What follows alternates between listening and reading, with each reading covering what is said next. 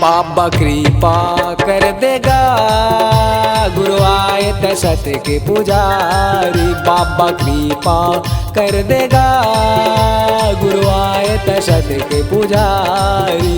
मोर सुनना परे फुलवारी, मोर सुनना परे फुलवारी। बाबा कृपा कर देगा, गुरु आए दशरथ के पुजारी। बाबा कृपा कर देगा, गुरु आए दशरथ के पुजारी।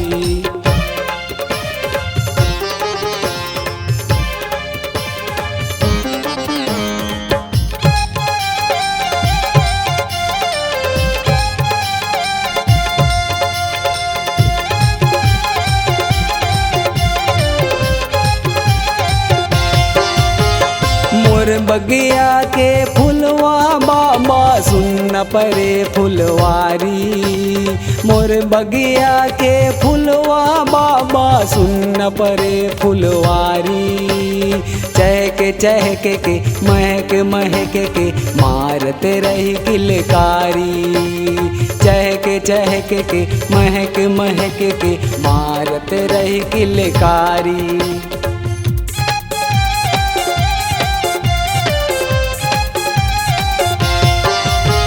मोर बगिया के फुलवा बाबा सुन परे फुलवारी। मोर बगिया के फुलवा बाबा सुन परे फुलवारी।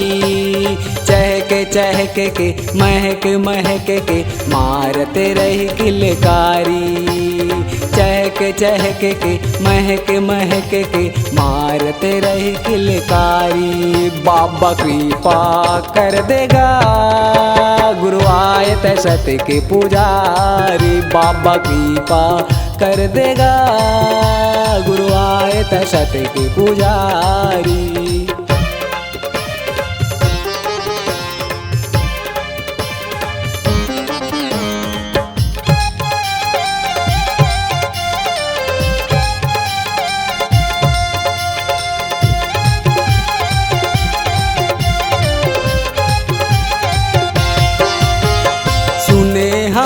तोरे महिमल बाबा मैन पड़े अज्ञानी।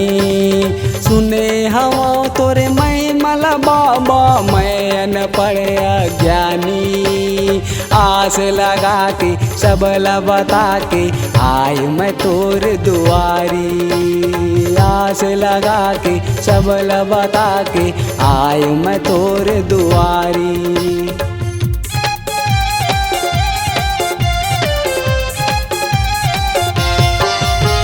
सुने हवा तोरे महिमल बाबा मैन पड़े अज्ञानी।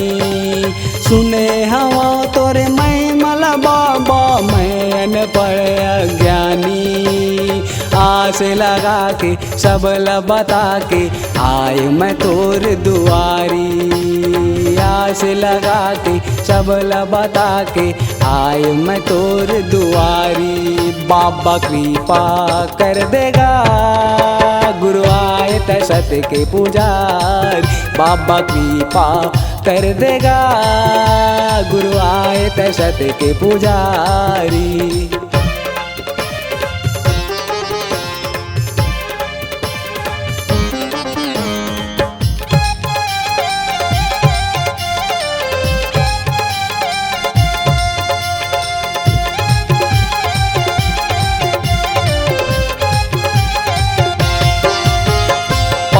फूल लौंग लैच चढ़ावो, नरियर भेंट चढ़ावो। पान फूल लौंग लैच चढ़ावो, नरियर भेंट चढ़ावो। मैं कन्हैया टंडन सुमर सुमर के तोर भजन गुन गावो। मैं कन्हैया बाबा सुमर सुमर के तोर भजन गुन गावो।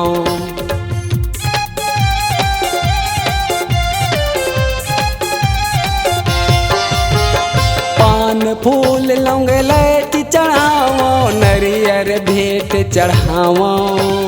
पान फूल लौंग लैच चढ़ावो, नरियर भेंट चढ़ावो। मैं मैं कन्हैया टंडन सुमर सुमर के तोरे भजन गुन गावा। मैं कन्हैया बाबा सुमर सुमर के तोरे भजन गुन गावा। बाबा कृपा कर देगा गुरु आए ते सत्य के पुजारी। बाबा कृपा कर देगा गुरु आए ते सत्य के पुजारी। मोर सुनना परे है फुलवारी, मोर सुनना परे है फुलवारी। बाबा कृपा कर देगा गुरु आए ते सत्य के पुजारी। बाबा कृपा कर देगा गुरु आए ते सत्य के पुजारी।